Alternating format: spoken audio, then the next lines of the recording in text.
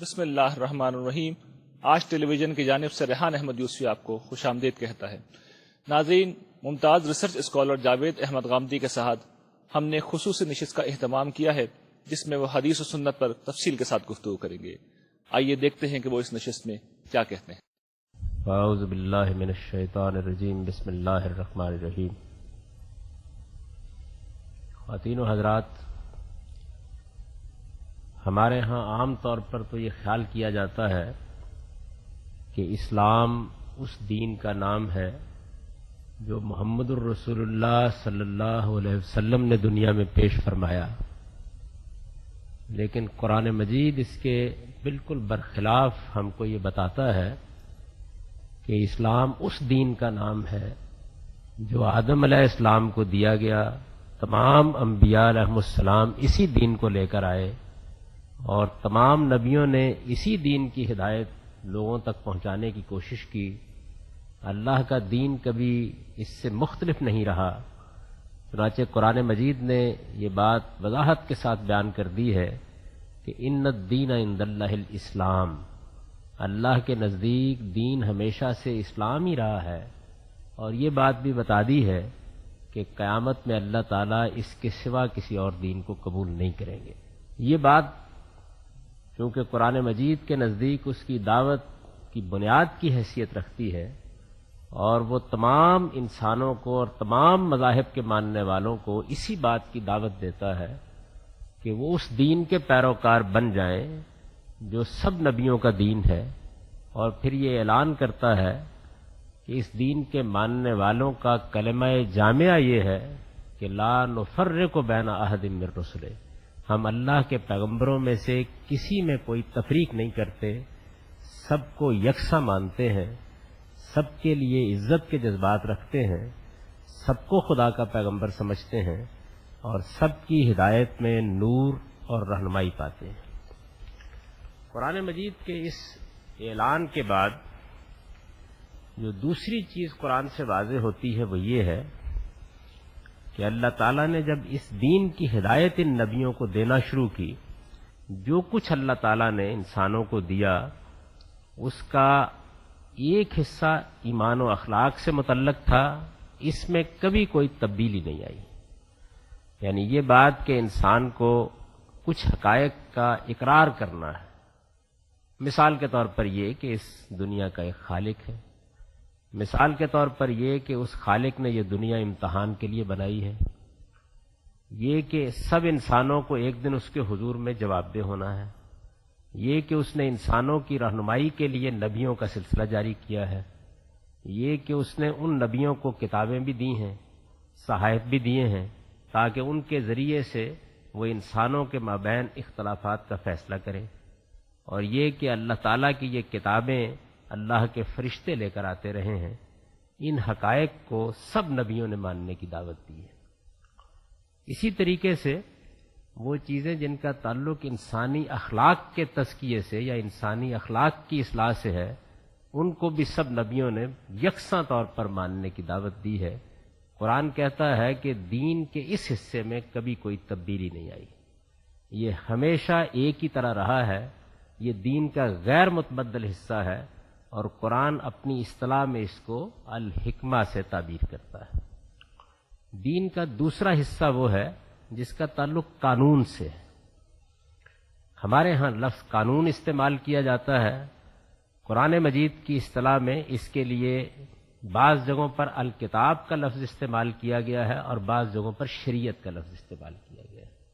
شریعت کے معنی ہی قانون کے، تو دین کا یہ حصہ قرآن مجید نے ایک مقام پر وضاحت سے بتایا ہے کہ سب نبیوں کے ہاں حالات کے لحاظ سے کچھ تھوڑا بہت تبدیل ہوتا رہا ہے، کیونکہ اس میں دو طرح کی چیزیں ہیں۔ ایک وہ چیزیں ہیں جو اللہ تعالیٰ کے ساتھ تعلق کی ضابطہ بندی کرتی ہیں، جیسے عبادات ہیں مثال کے طور پر، اور ایک وہ چیزیں ہیں جو دوسرے انسانوں کے ساتھ ہمارے اخلاقی رویوں کی ضابطہ بندی کرتی ہیں۔ تو پہلی چیزوں میں تو کوئی زیادہ ترمیم تغیر کی ضرورت نہیں ہوئی، لیکن دوسری چیزیں چونکہ تمدنی حالات کی تبدیلی سے تبدیل ہو سکتی ہیں، تو اللہ تعالیٰ نے یہ فرمایا ہے کہ دین کے اس حصے میں ہم تبدیلی کرتے رہے وقت وقت۔ یہ جو دین کا حصہ ہے اس کا وہ پہلو جس میں کوئی تبدیلی نہیں ہوئی وہ سب نبیوں کے ہاں اسی طرح چلتا رہا ہے. جہاں جہاں تبدیلی ہوئی ہے اس کی ہر پیغمبر نے اپنے اپنے دور میں وضاحت کر دی ہے. یہ دین محمد الرسول اللہ تک بھی اسی طرح سے پہنچا ہے. تو اصطلاح میں دین کے اس حصے کو جو سب نبیوں سے اسی طریقے سے چلا آ رہا ہے، جس کو سیدنا آدم علیہ السلام سے لے کر تمام بعد کے انبیاء اسی طرح پیش کرتے رہے ہیں، جس کی شہادت نبیوں نے اپنی اپنی قوموں کے سامنے دی ہے، اور آخر الامر سیدنا ابراہیم علیہ السلام کے ذریعے سے جس کو خود عرب میں بھی غیر معمولی طریقے سے رائج کیا گیا ہے، اور سیدنا ابراہیم علیہ السلام کی اولاد میں سے بنی اسرائیل اور بنی اسماعیل جس دین کے علمبردار رہے ہیں، اسی کی دعوت محمد الرسول اللہ صلی اللہ علیہ وسلم نے پیش فرمائی. آپ نے سیدنا ابو ذر غفاری کا نام سنا ہوگا، یہ رسول اللہ کے مشہور صحابی ہیں. ان کے ایمان لانے کا قصہ خود ان کی زبان سے حدیث کی کتابوں میں بیان ہوا ہے، اور مسلم میں بڑی تفصیل سے یہ قصہ بیان کیا گیا ہے. اس میں وہ یہ بیان کرتے ہیں کہ میرے علاقے میں کچھ صورتحال خراب ہو گئی اور میں وہاں سے اپنے بھائی کے ساتھ نکلا. تو اس کو بیان کرتے ہوئے کہتے ہیں کہ وہاں ہمیں پتہ چلا کہ مکے میں کسی شخص نے نبوت کا دعویٰ کیا. ابھی نہ ہم واقف تھے نہ ہمیں معلوم تھا. تو یہ بیان کرتے ہوئے کہتے ہیں کہ میں یہ سب کچھ سننے سے بہت پہلے کچھ دین کی طرف راغب ہو چکا تھا، چنانچہ میں فجر اور عشاء کی نماز بہت پابندی سے پڑھتا تھا. یعنی اتنا اس معاملے میں معلوم تھا کہ یہ کیا چیز ہے. حج اور عمرے کے بارے میں تو عام لوگ بھی جانتے ہیں کہ جس طرح اب ہم حج کرتے ہیں یا عمرہ ادا کرتے ہیں، رسول اللہ صلی اللہ علیہ وسلم کی بعثت سے پہلے بھی عرب ایسے ہی عمرہ ادا کرتے تھے، ایسے ہی حج کرتے تھے.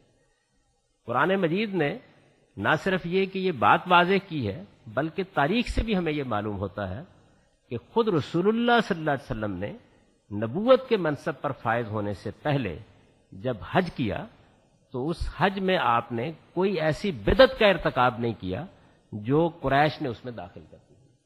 چنانچہ بخاری میں خود رسول اللہ صلی اللہ علیہ وسلم کے ایک صحابی یہ واقعہ بیان کرتے ہیں کہ میں حضور پر ایمان لانے سے پہلے، بلکہ آپ کی نبوت کے دعوے سے بھی پہلے، حج کے لیے مزدلفہ میں تھا کہ میرا اونٹ گم ہو گیا.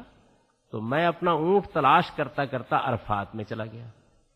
قریش نے حج میں یہ بدعت پیدا کر رکھی ہوئی تھی کہ وہ کہتے تھے کہ عام لوگ تو عرفات تک جائیں گے لیکن ہم عرفات تک نہیں جائیں گے، اس لیے کہ ہم حرم کے پروہت ہیں، ہم حدود حرم سے باہر نہیں نکل سکتے.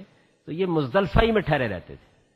تو یہ صاحب بیان کرتے ہیں کہ میں اپنے اونٹ کو تلاش کرتا ہوا عرفات میں چلا گیا تو میں نے دیکھا کہ وہاں محمد بن عبداللہ بھی عرفات میں ہیں. تو میں نے کہا کہ یہ کیوں یہاں ہے؟ قریش کے لوگ تو یہاں نہیں آتے. یہ بات آئی گئی ہو گئی. پھر انہوں نے نبوت کا دعویٰ کیا، پھر میں ایمان لایا، اور اس کے بعد قرآن میں یہ آیت نازل ہوئی کہ سب لوگوں کو عرفات تک جانا چاہیے، یہ مزدلفہ میں جانے کی بدعت ختم کر دی گئی ہے. تو اس موقع پر وہ اپنا یہ تاثر بیان کرتے ہیں کہ میں نے خیال کیا کہ یہ نبوت سے پہلے بھی خدا کی فطرت تھی.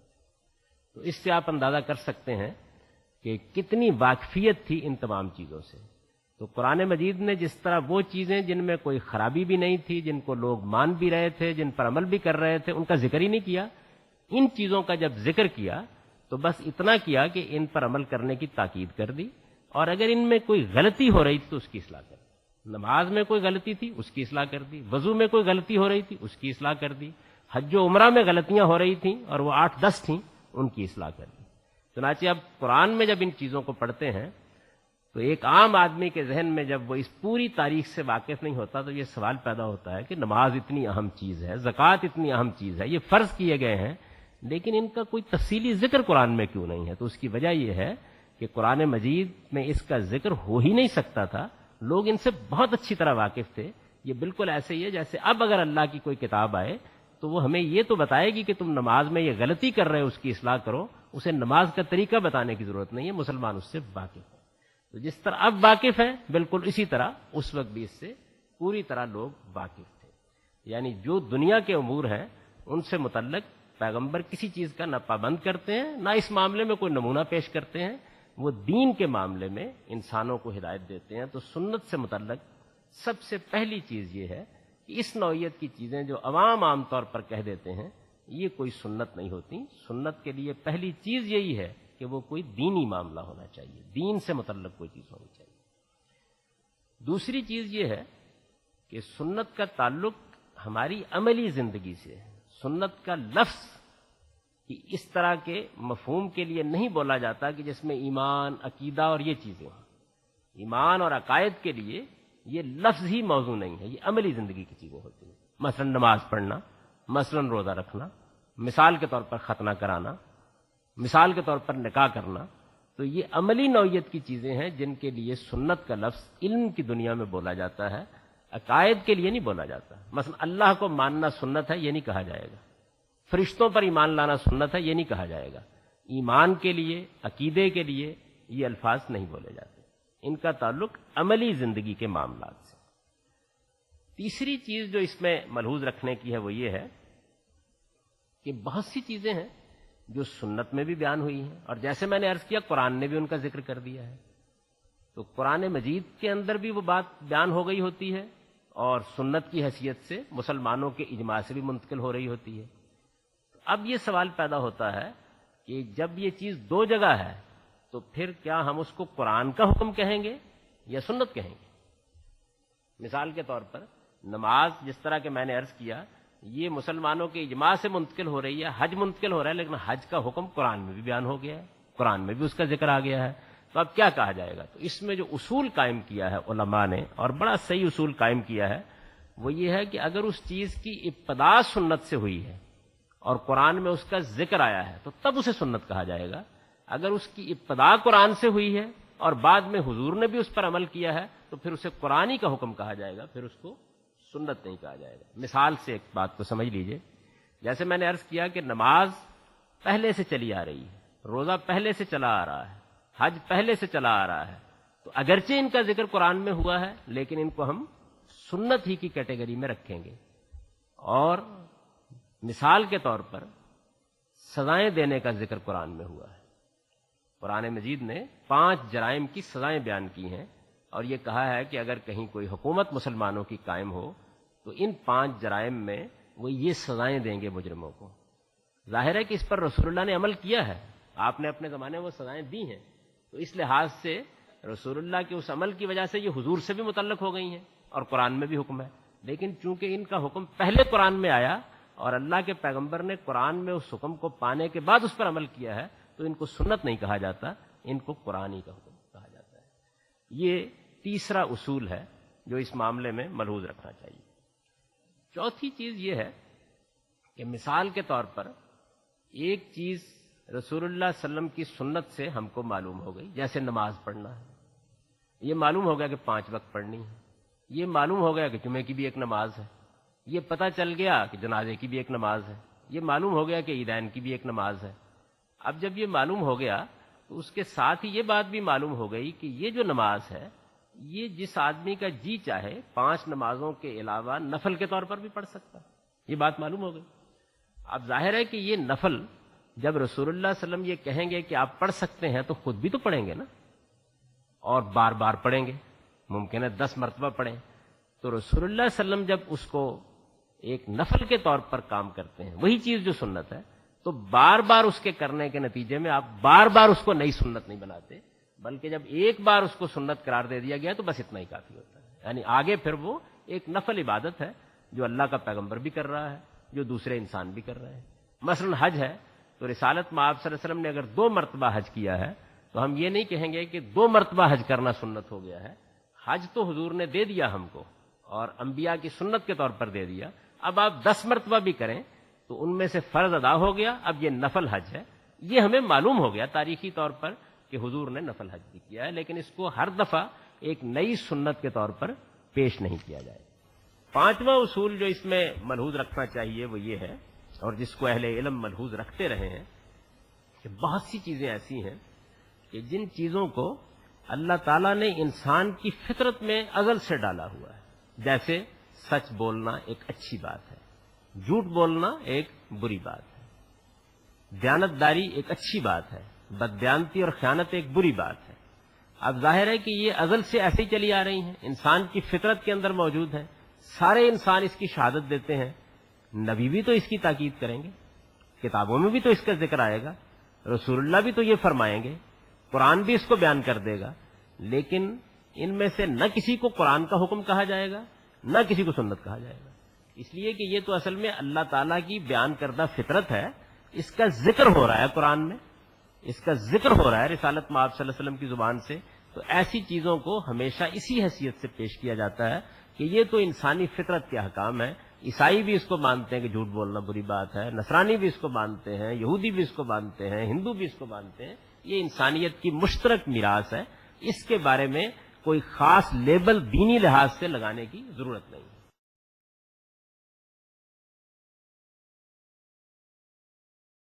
چھٹا اصول یہ ہے کہ رسول اللہ صلی اللہ علیہ وسلم بعض موقعوں پر بعض چیزوں کے بارے میں رہنمائی کر دیتے ہیں لوگوں کی، لیکن ان کو دین کی حیثیت سے جاری کرنا آپ کے پیش نظر نہیں ہوتا۔ یہ واضح ہوتا ہے کہ آپ کے پیش نظر یہ نہیں ہے کہ ان چیزوں کو آپ دین کی حیثیت سے جاری فرمائیں۔ میں اس کی ایک مثال آپ کو دیتا ہوں۔ ہماری نماز ہے، نماز میں سورہ فاتحہ پڑھنا اور اس کے بعد قرآن کا کچھ حصہ ملانا، اس کو رسول اللہ صلی اللہ علیہ وسلم نے دین کی حیثیت سے جاری کر دیا ہے۔ اس کے بغیر نماز نہیں ہوتی، یہ ہر نماز میں لازماً کرنا ہوتا ہے۔ سورہ فاتحہ پڑھی جائے گی، اس کے بعد قرآن کا کچھ حصہ ملایا جائے گا۔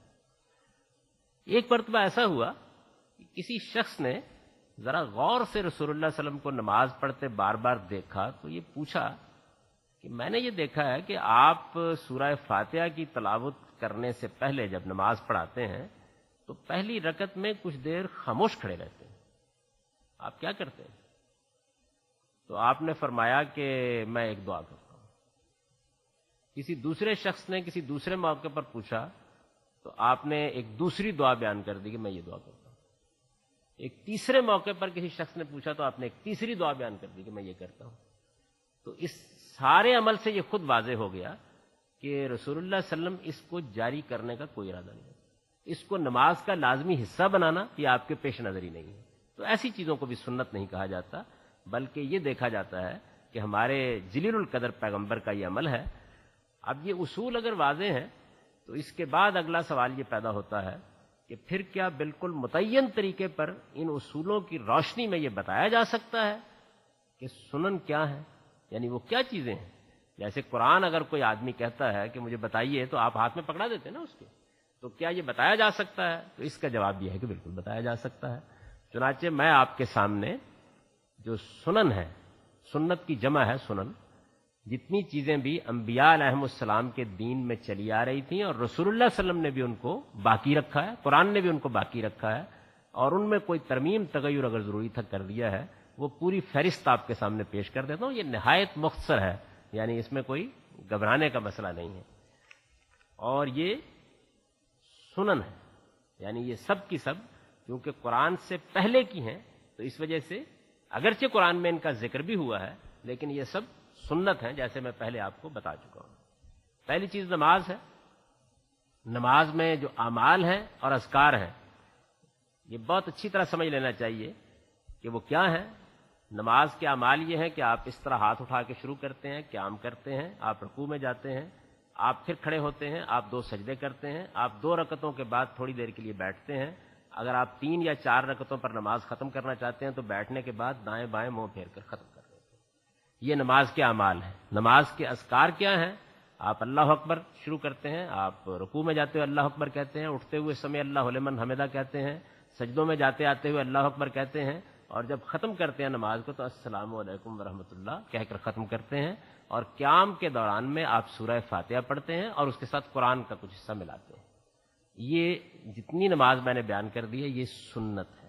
صدقہ فطر سے بھی آپ واقف ہیں، رمضان کے روزے جب ختم ہوتے ہیں تو ہم پر لازم کیا گیا ہے کہ پورے خاندان کے ہر فرد کی طرف سے ہم 1 مسکین کے کھانے کے برابر غریبوں کو دیں، جو کم و بیش اس زمانے کے لحاظ سے کوئی 2-2.25 کلو کے قریب اناج بنتا ہے، تو لوگ عام طور پر دیتے ہیں، اس سے واقف ہیں آپ لوگ۔ زکوٰۃ اور صدقہ فطر یہ دوسری عبادت ہے۔ تیسری عبادت روزہ اور اعتکاف ہے۔ چوتھی عبادت حج و عمرہ ہے۔ 5ویں عبادت قربانی، اور قربانی کے دنوں میں جن کو ایام تشریق کہا جاتا ہے آپ لوگوں میں سے جو لوگ مسجد میں نماز پڑھتے ہیں ان کو معلوم ہے کہ تکبیر نماز کے بعد بلند کی جاتی ہے. تو یہ 5 عبادات ہیں جو سنت کی حیثیت سے انبیاء نے جاری کی ہیں اور آخری پیغمبر نے بھی اسی طرح ان کو جاری رکھا ہے. دوسرا عنوان معاشرت کا ہے. انسانوں کے درمیان جو معاشرتی معاملات ہوتے ہیں ان میں بھی 2 چیزیں ہمیشہ سے چلی آ رہی ہیں. ایک یہ کہ مرد و عورت کا جنسی تعلق نکاح کی صورت میں ہوگا، یعنی نکاح کا انسٹیٹیوشن قائم کیا ہے ہمیشہ سے انبیاء علیہ السلام نے، اور نکاح کے علاوہ جنسی تعلق کو ممنوع قرار دیا ہے. یہ نکاح کیسے ہوگا اور اس میں کیا اہتمام کیا جائے گا، کیا شرائط ہوں گی، یہ ایک سنت ہے جو جاری ہے. یہ جیسے اب ہم کرتے ہیں ایسے ہی رسول اللہ سے پہلے بھی ہوتا تھا. رسول اللہ صلی اللہ علیہ وسلم سے پہلے بھی ایسے ہی مہر باندھا جاتا تھا، ایسے ہی نکاح کا خطبہ دیا جاتا تھا. خود رسالت میں آپ صلی اللہ علیہ وسلم کا اپنا نکاح جب حضرت خدیجہ سے ہوا ہے اس وقت آپ نبوت کے منصب پر فائز نہیں ہوئے تھے، تو جو اس موقع کے اوپر تقریر کی یا خطبہ دیا وہ آپ کے چچا نے دیا. وہ سیرت ابن ہشام میں نقل ہوا ہے. وہ کم و بیش وہی خطبہ ہے جو ہم اب بھی دیتے ہیں سوائے قرآن کی آیات کے جو قرآن مجید کے نازل ہونے کے بعد اب اس میں پڑھی جاتی ہے. دوسری چیز یہ ہے کہ جس طرح یہ تعلق نکاح سے قائم ہوتا ہے اسی طرح انبیاء علیہ السلام نے یہ طریقہ قائم کیا ہے کہ اسے ختم بھی کیا جا سکتا ہے. اگر کوئی ضرورت پڑ جائے، کوئی مسئلہ ہو جائے جس کو آپ طلاق کہتے ہیں، اس کے آداب حدود کیسے دی جائے گی، یہ جس طرح اب ہمارے دین میں ہے ایسے ہی پہلے تھی. بہت معمولی چیزیں تھیں جن میں غلطیاں ہو رہی تھیں یا لوگوں نے کچھ خرابی پیدا کر رکھی ہوئی تھی، ان کی قرآن مجید نے اصلاح کر دی، ورنہ یہ ایسے چلا آ رہا ہے. تیسرا عنوان خور و نوش کا ہے، کھانے پینے کی چیزیں. یہ آپ کو معلوم ہے، یہ میرا اس وقت موضوع نہیں، کہ ہمارے دین میں جس طرح ہمارے جسم کو پاک رکھنے کا اہتمام کیا گیا ہے، اخلاق کو پاک رکھنے کا اہتمام کیا گیا ہے، اس طرح ہمارے دین کی حساسیت پاکیزگی کے بارے میں یہ ہے کہ وہ بعض چیزوں کو کھانے کے معاملے میں بھی ممنوع قرار دیتا ہے کہ یہ پاک نہیں ہے، پاکیزہ نہیں ہے، طیب للطعام نہیں ہے، کھانے کے لیے موزوں نہیں ہے. بہت سی چیزیں ہیں تو ان کا آپ نے ذکر سنا ہوگا. سور جیسے ممنوع ہے، مردار ممنوع ہے، خون ممنوع ہے. کچھ چیزیں تو فطری طور پر انسان نہیں کھاتا. آخری چیز یا آخری عنوان رسوم و آداب ہے، یعنی بعض چیزیں عمومی ایٹیکیٹس کی، کسٹمز کی یا ٹریڈیشنز کی شکل اختیار کر گئی ہیں. انبیاء علیہ السلام نے اس طرح کی 18 چیزوں کو دین کی حیثیت سے جاری کیا. 18 چیزیں ہیں یہ، اور ان میں سے بھی آپ سب سے واقف ہوں گے. سب سے پہلی چیز یہ ہے کہ جب ہم کھاتے پیتے ہیں تو یہ سنت قائم کی نبیوں نے کہ اللہ کا نام لے کر کھایا جائے اور دائیں ہاتھ سے کھایا جائے. یہ خدا کی ایک نعمت ہے کھانا، لہذا اللہ کے نام سے اس کو کھانا چاہیے. اور دائیں ہاتھ کا اہتمام اس لیے کیا گیا کہ قیامت میں جب ہمیں ہمارا نامہ اعمال دیا جائے گا تو انبیاء علیہ السلام کے ذریعے سے یہ خبر دی گئی ہے کہ وہ دائیں ہاتھ میں پکڑایا جائے گا نیکوکاروں کو. تو اس کی یاد قائم رکھنے کے لیے کہ ہر انسان ہمیشہ متنبہ رہے کہ مجھے ایسے کام کرنے ہیں جس میں میرا نامہ اعمال دائیں ہاتھ میں پکڑایا جائے، تو دائیں ہاتھ کو بڑی اہمیت دی گئی ہمارے ہاں. اور یہی وجہ ہے کھانا کھانے میں بھی اس کو ایک سنت کے طور پر جاری کیا گیا. دوسری چیز یہ کہ ملاقات کے موقع پر ساری دنیا کی قومیں بعض الفاظ بولتی ہیں، آداب، تسلیمات، گڈ مارننگ، اس طرح کے بہت سے الفاظ آپ بولتے ہیں. انبیاء کے دین میں السلام علیکم کہنے کا طریقہ رائج کیا گیا. اور یہ آپ کو معلوم ہوگا کہ جن لوگوں نے قرآن پڑھا ہے کہ سیدنا ابراہیم کے پاس جب فرشتے آئے تو اسی طرح السلام علیکم کے ساتھ یہ سارا معاملہ ہوا ہے. اللہ کی شکر گزاری کے جذبے کو تازہ رکھنے کے لیے یہ سنت قائم کی انبیاء علیہ السلام نے کہ چھینک آنے پر آپ خدا کا شکر ادا کریں. اس کے لیے عربی زبان کے الفاظ الحمدللہ ہیں. پرانے نبوتوں میں بھی یہ اسی طرح جاری تھے. عربوں کے ہاں بلکہ حضور کے بعثت سے پہلے اس کے لیے ایک نام لوگوں نے رکھا ہوا، اسے تشمیت کہتے ہیں، تشمیت العاطس اس کو کہا جاتا ہے. تو یہ بھی ایک پہلے سے جاری طریقہ تھا جو اسی طریقے سے جاری تھا. ہمارے ہاں بچہ پیدا ہوتا ہے نومولود تو اس کے کان میں اذان اور اقامت کہی جاتی ہے. یہ چیز ہے جس کو اذان اور اقامت کے بعد رسول اللہ نے جاری کیا ہے. میں نے آپ سے عرض کیا تھا نا کہ بعض چیزوں کا اضافہ بھی کیا ہے، اور یہ ایک بڑی پاکیزہ روایت ہے. اس طرح در حقیقت اذان اور اقامت کے کبھی آپ ترجمے پر غور کریں تو پورے دین کی دعوت ہے اس میں. اس کے بعد کچھ جسم کی طہارت، جسم کو پاکیزہ رکھنے کے لیے کچھ چیزیں ہیں. پانچویں چیز مونچھیں پست رکھنا ہے. مونچھیں اگر بڑی بڑی رکھی جائیں تو اس سے متکبرانہ حیت وجود میں آتی ہے. تکبر ایک بڑی بیماری ہے اس وجہ سے اللہ کے پیغمبروں نے تکبر کی جہاں دل میں اصلاح کی ہے، وہاں اگر وہ لباس میں ظاہر ہو رہا ہے، حیات میں ظاہر ہو رہا ہے، بذاقتہ میں ظاہر ہو رہا ہے، تو اس کو بھی ممنوع قرار دیا۔ اس کی ایک بڑی علامت مونچھیں ہیں، تو اس کو پست رکھنے کے لیے کہا، یعنی یہ نہیں کہ بالکل آپ صاف کر دیں، ایسی نہیں ہونی چاہیے جیسے آپ نے دیکھا ہوگا کہ بعض لوگ اس کو بل دے کے بہت متکبرانہ سی وضع بنا لیتے ہیں۔ زیر ناف کے بال کاٹنا، یہ بھی وہی صفائی اور تطہیر کے لیے ہے۔ بغل میں بال اگاتے ہیں، ان کو صاف کرنا۔ 8ویں چیز یہ ہے، اور شاید تو خواتین کو گراں گزرے، بڑے ہوئے ناخن کاٹنا، اس کو بھی ایک سنت کی حیثیت سے انبیاء علیہ السلام نے جاری کیا ہے، اس لیے کہ ان کا پاکیزہ ذوق اس کو گوارا نہیں کرتا کہ اس طرح کی چیز بھی بڑھائی جائے۔ لڑکوں کا ختنہ کرنا، واقف ہیں اس سے آپ، 9ویں چیز یہ ہے۔ 10ویں چیز جس کو سنت کے طور پر انبیاء نے جاری کیا ہے، اور میں عرض کر رہا ہوں کہ یہ سب چیزیں رسول اللہ سے پہلے بھی اسی طریقے سے دین کا حصہ رہی ہیں۔ ناک، منہ اور دانتوں کی صفائی رکھنا، یعنی ناک بھی صاف کیا جائے، اس کے لیے اصطلاحات ہیں، مزمزہ، استنشاق، ناک بھی صاف رکھی جائے، منہ بھی صاف رکھا جائے، دانتوں کو بھی صاف رکھا جائے، یعنی یہ وہی صفائی جو پیغمبر بدن کی چاہتے ہیں اس کو انہوں نے بیان کیا۔ عورتوں کو جو ایام کی صورت پیش آتی ہے، اس کے بعد وہ زندگی کی ابتدا غسل کر کے کریں، اس کو ایک سنت کے طور پر جاری کیا گیا۔ اسی طرح میاں اور بیوی کی ملاقات کے بعد بھی غسل کرنے کو انبیاء کے دین میں لازم کیا گیا۔ یہ اب تک 13 چیزیں ہو چکی ہیں۔ 14ویں چیز یہ ہے کہ اگر ہمارے ہاں کوئی آدمی دنیا سے رخصت ہو جائے تو ہم اس کو سپرد خاک کرنے سے پہلے بھی غسل دیتے ہیں۔ میت کا غسل یہ بھی ہمارے ہاں انبیاء علیہ السلام کی ایک سنت کے طور پر جاری ہوا۔ پھر یہ کہ یہ چیز بھی ایک سنت کے طور پر جاری کی گئی کہ ہم اپنے بھائی کو سپرد خاک کرنے سے پہلے اس کو کچھ لباس پہنائیں گے، جس کو آپ کفن کہتے ہیں، تجہیز و تکفین کریں گے اس کی۔ 16ویں چیز یہ ہے کہ پھر اس کو ہم زمین میں دفن کرتے ہیں، یعنی آگ میں جلا دینا یا اور اس طرح کا طریقہ یہ نہیں، ہمارے ہاں انبیاء کی سنت یہ ہے۔ اور آپ کے علم میں ہوگا کہ قرآن نے اس کی بھی تاریخ کی طرف اشارہ کیا ہے کہ سب سے پہلی موت کا واقعہ حابیل و قابیل میں حابیل کے قتل کی صورت میں ہوا، تو اس موقع کے اوپر یہی دفن کرنے کا طریقہ اللہ تعالیٰ نے خود سکھایا، اور اس کے بعد تدفین کی روایت قائم ہو گئی۔ 17ویں اور 18ویں چیز ہے عید الفطر اور عید الاضحیٰ کے 2 تہوار، یہ بھی رسول اللہ صلی اللہ علیہ وسلم سے شروع ہوئے ہیں۔ ایسا نہیں ہے کہ عید آپ نے شروع کی ہے، یہود کے ہاں 7 موقعوں پر عید منائی جاتی تھی، تو حضور نے اس کو 2 مواقع پر رہنے دیا، کیونکہ باقی جتنے مواقع تھے وہ اصل میں ان کی تاریخ کے بعد واقعات تھے جو انہی کے ساتھ خاص تھے، تو ہمارے ہاں یہ ایک 2 عظیم عبادتوں کے ساتھ متعلق کر کے 2 تہوار قائم کر دیے گئے۔ یہ پوری کی پوری سنت ہے۔ اگلی بات یہ ہے کہ یہی سنت ہے، اور اس سے اگلی بات یہ ہے کہ اس کے علاوہ کوئی چیز سنت نہیں۔ یہ سنت پوری کی پوری میں نے آپ کے سامنے انہی اصولوں کی روشنی میں جن کی طرف میں نے اشارہ کیا تھا پیش کر دی، اور آپ کو یہ بتا دیا ہے کہ یہ قرآن مجید سے مقدم ہے، اس میں اور قرآن میں کوئی تضاد نہیں ہے۔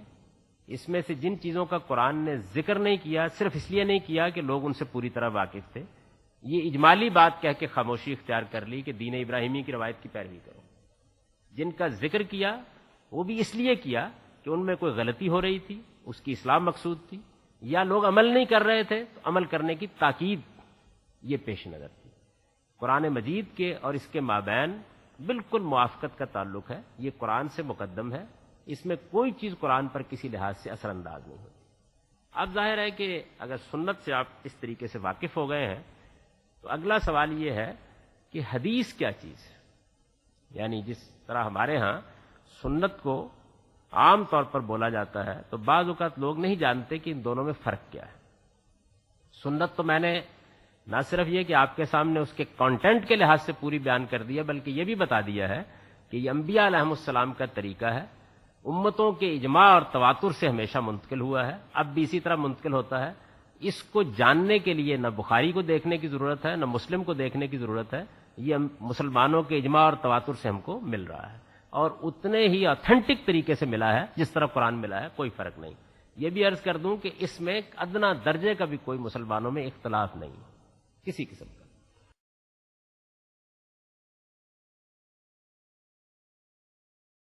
حدیث کیا چیز ہے؟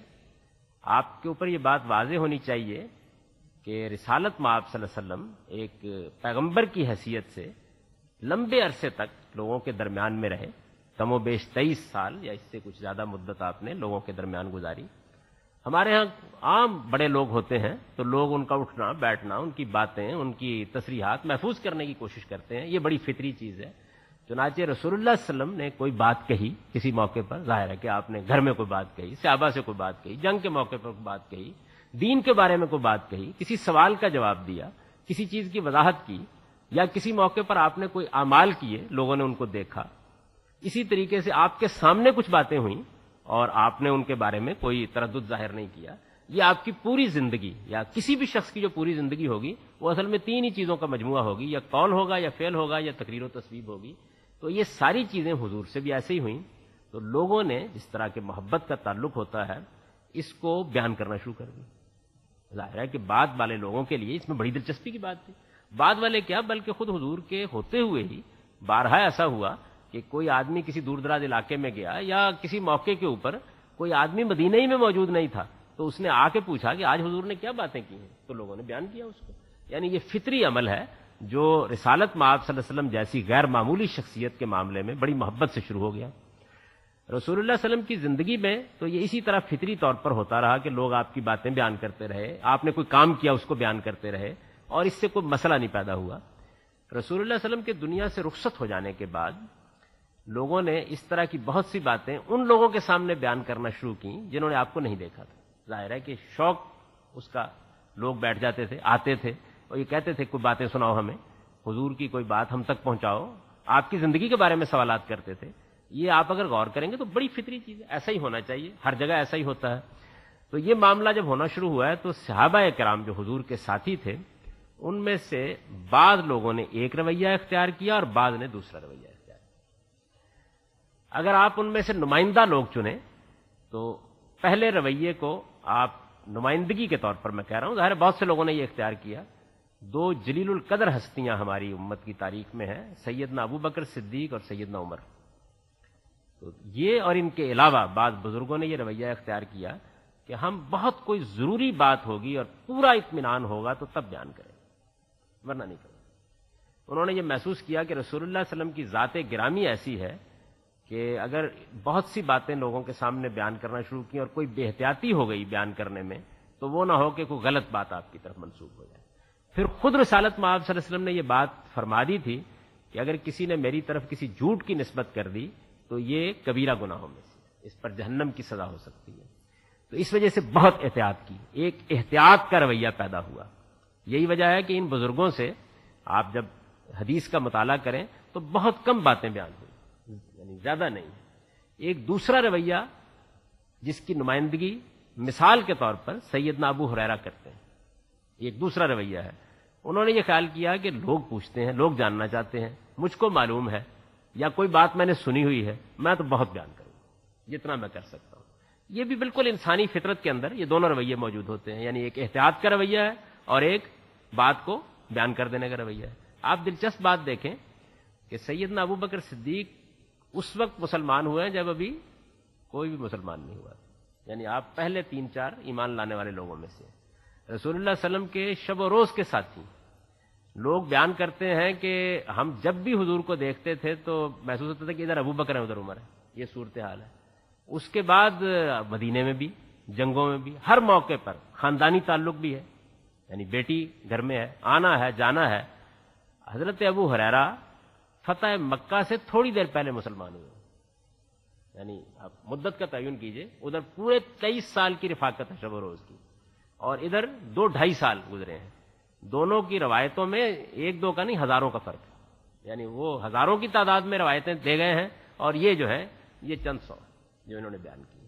تو یہ وہ رویہ ہے جس کی میں آپ کو بتا رہا ہوں کہ ایک احتیاط کا رویہ اور ایک ذرا کثرت کا رویہ. میں بے احتیاطی کا لفظ سوء ادب کی وجہ سے استعمال نہیں کر رہا، یعنی کثرت کا رویہ اختیار کیا.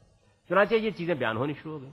اچھا، شروع میں کوئی بہت مسئلہ بھی نہیں پیدا ہوا، گھریلو زندگی کے معاملات بھی بیان ہو جاتے تھے، آپ کی سیرت اور سوانح بھی بیان ہو جاتی تھی، دین کے بارے میں کوئی سوال کیا گیا وہ بھی بیان ہو جاتا تھا، کیونکہ بہت سے لوگ دین کے بارے میں حضور سے سوالات بھی کرتے تھے. آج ایک عالم ہوتا ہے تو آپ 10 سوالات کرتے ہیں، ارے خدا کا پیغمبر موجود تھا، بعض وضاحتیں بھی طلب کر لیتے تھے کسی موقع پر. قرآن کی کوئی آیت سمجھ میں نہیں آئی، مثلا سیدہ عائشہ چونکہ قرآن کی بڑی غیر معمولی عالمہ ہے تو انہوں نے بعض موقعوں پر قرآن کی بعض آیات کے بارے میں بھی سوالات آپ سے کر لیے ہیں. بعض اوقات رسول اللہ صلی اللہ علیہ وسلم کی جو گھریلو عبادات ہیں ان کے بارے میں لوگ پوچھنے کے لیے آ جاتے ہیں. مثلا آپ دیکھیں کہ یہ بڑا مشہور واقعہ ہے. عبداللہ بن عباس صحابہ میں بڑے عالم ہوئے بعد میں، لیکن نوجوان تھے کسی زمانے میں، بلکہ لڑکپن ان کا حضور کے ساتھ گزرا ہے. تو وہ کہتے ہیں کہ مجھے خیال ہوا کہ میں یہ دیکھوں کہ رسول اللہ رات کو کیسے نماز پڑھتے ہیں. تو میں نے اپنی خالہ میمونہ، سیدہ میمونہ جو رسول اللہ صلی اللہ علیہ وسلم کی زوجہ محترمہ ہے، وہ ان کی خالہ ہیں. تو یہ کہتے ہیں کہ میں نے یہ سوچا کہ خالہ کے یہاں چلا جاتا ہوں. تو میں خالہ کے ہاں جا کر سو رہا، اور پھر وہ بیان کرتے ہیں کہ رات کو حضور کو آدھی رات کے قریب اٹھ کر آپ نے وضو کیا، میری بھی آنکھ کھل گئی، میں بھی بھاگا گیا، میں نے وضو کیا، اور وضو کر کے آ کے تو حضور نے جب نماز شروع کی تو میں ادھر کھڑا ہو گیا. اب ظاہر ہے کہ نماز میں اگر ایک ہی مقتدی ہو تو وہ ادھر کھڑا ہوتا ہے، وہ ادھر کھڑے ہو گئے. تو وہ کہتے ہیں کہ حضور نے ایسے ہاتھ باندھے ہوئے تو آپ نے میری کان ایسے پکڑ کے تو ادھر سے مجھے ایسے کر دیا. اب ظاہر ہے کہ یہ ایک بالکل گھریلو نوعیت کا واقعہ ہے جو ایک شفیق محبت کرنے والے بزرگ سے پیش آیا، اس کو بھی انہوں نے بیان کر دیا. اس طرح کی بہت سی باتیں جو ہیں وہ آپ کو حدیث میں ملیں گی. قرآن بھی بیان ہو رہا ہوگا، مثلا کسی موقع کے اوپر ایسا ہوگا کہ لوگ بیان کریں گے حضور نے قرآن کی آیت فلاں موقع پر پڑھی، اس میں یہ واقعات بھی ہوں گے، اس میں جنگوں کی تفصیلات بھی ہوں گی، آپ کے گھریلو معاملات بھی ہوں گے، یہ چیزیں بیان کریں. جیسے کہ کسی بھی بڑی شخصیت کا تاریخی ریکارڈ بیان ہوتا ہے، بالکل اسی طریقے سے. تو پھر بعد کے زمانوں میں یہ صورتحال ہونے لگ گئی کہ جو آدمی کبھی کہتا کہ مجھے حضور کی فلاں بات معلوم ہے، اس کی اتنی قدر و منزلت ہوتی کہ لوگ ٹوٹ پڑتے اس کے پاس بیٹھنے کے لیے. اس نے یہ فتنہ پیدا کیا کہ بہت سے لوگوں نے پھر گپیں لگانا شروع کر دی، داستانیں سنانا شروع کر دی. تو ایک طوفان بدتمیزی آپ کہیے گویا اس معاملے میں برپا ہوا. لاکھوں کی تعداد میں لوگوں نے اس طرح کی باتیں گھڑ کر کے بیان کرنا شروع کر دی. اس کے بعد بعض ایسے غیر معمولی صلاحیت کے جلیل القدر محققین پیدا ہوئے، اور ہم سب کو ان کا احسان مند ہونا چاہیے کہ انہوں نے پھر کچھ اصول بنائے کہ ہم اس سارے ذخیرے کو جو لوگوں میں پھیلا ہوا ہے اس کو چھان پھٹک کر دیکھیں. ان اصولوں کو بناتے وقت انہوں نے حدیث میں جو بات بیان کی جا رہی تھی اس کو دو حصوں میں تقسیم کیا. ایک وہ لوگ تھے جو بات بیان کر رہے تھے، اور عام طور پر وہ ایسے بیان کرتے تھے کہ جیسے مثلا میں آپ سے ملا تو میں نے کہا جی یہ بات میں نے عبدالی صاحب سے سنی، اور عبدالی صاحب نے یہ بات خالد ظہیر صاحب سے سنی ہے، اور انہوں نے یہ بات فلاں صاحب سے سنی ہے. تو اب یہ جو لوگ بیان ہو گئے ہیں ایک حصہ یہ تھا. اس کے بعد جو بات تھی وہ تھی. تو یہ جو لوگ ہیں ان کو سند انہوں نے کہا، گویا یہ وہ اتھارٹی ہے جس کی بنیاد پر وہ بات بیان کر رہے ہیں، اور جو بات بیان کی گئی ٹیکسٹ ہے بات کا اس کو متن کہا. تو سند کے لیے انہوں نے جو اصول بنائے وہ یہ تھے کہ ہم یہ دیکھیں گے کہ بیان کرنے والے کی سیرت اور اس کا کردار کیسا ہے، یعنی کیا وہ کوئی جھوٹا آدمی تو نہیں ہے. آپ حیران ہوں گے 1,00,000 سے زیادہ لوگوں کے حالات انہوں نے اس طریقے سے مرتب کی. یہ آسان کام نہیں ہوتا. اس زمانے کے حالات میں جب آپ کے پاس یہ ذرائع نہیں تھے، ان کی زندگی کیا ہے، وہ کھاتے کیا تھے، وہ پیتے کیا تھے، جھوٹ تو نہیں بولتے تھے، بددیانتی تو نہیں کرتے تھے، بڑی دقتیں نظر کے ساتھ انہوں نے. پھر یہ کہ ان تمام لوگوں کے بارے میں انہوں نے یہ تحقیق کی کہ ان کا حافظہ کیسا ہے، بات محفوظ رکھ سکتے ہیں یا نہیں رکھ سکتے. اس کے دلائل اور شواہد انہوں نے جمع کیے. تیسری چیز انہوں نے یہ جمع کی کہ ان کی تاریخ معلوم ہونی چاہیے. میں کہتا ہوں میں نے یہ بات عبدالی صاحب سے سنی ہے، تو تحقیق کی انہوں نے کہ عبدالی صاحب کی اور میری ملاقات کا بھی امکان ہے یا نہیں ہے. یعنی اگر میں وسط ایشیا میں پیدا ہوا اور مر گیا اور عبدالی صاحب مدینے میں رہے اور وہیں زندگی بسر کی تو یہ کیسے ممکن ہے کہ ان کی ملاقات ہو گئی. یا اگر یہ معلوم ہو گیا کہ یہ تو میری پیدائش سے بھی 2 سال پہلے دنیا سے رخصت ہو گئے تھے. اس کو بھی آپ لطیف سی بات سمجھیے. ہمارے مولانا روم نے اپنی مثنوی میں بیان کیا ہے کہ سیدنا موسیٰ علیہ السلام سے مریم علیہ السلام نے یہ گفتگو کی اور یہ مکالمہ ہوا. تو ظاہر ہے کہ ایک آدمی یہ کہے گا کہ جی 1500 سال پہلے وہ پیدا ہوئی، تو اس لیے مکالمے کا کیا سوال ہے. تو یہ تینوں چیزوں کی انہوں نے بڑی دقت نظر سے تحقیق کی. حیرت انگیز ہے وہ. آپ اس کو دیکھتے ہیں جب تو واقعہ یہ ہے کہ حیران رہ جاتے ہیں کہ کتنی مشقت اٹھا کے انہوں نے یہ سب کچھ مرتب کر دیا. تو سند کے معاملے میں انہوں نے یہ طریقہ اختیار کیا. اس کے بعد انہوں نے جو متن ٹیکسٹ تھا، جو بات بیان کی گئی تھی، خواہ وہ حضور کی بات تھی یا آپ کے کسی فعل کا بیان تھا، یا اتنی بات بیان ہو گئی تھی اس میں کہ یہ معاملہ ہوا اور حضور وہاں تھے اور آپ نے اس پہ کوئی کمنٹ نہیں کیا. تو اگر یہ صورتحال بھی ہے تو انہوں نے کیا کیا، اس کے لیے بھی اصول بنائے. وہ بہت سی باتیں جو بیان کی جاتی ہیں میں نے اس کو پریسیجن کے ساتھ اپنی اس کتاب میں بیان کیا ہے. 2 چیزیں انہوں نے کی.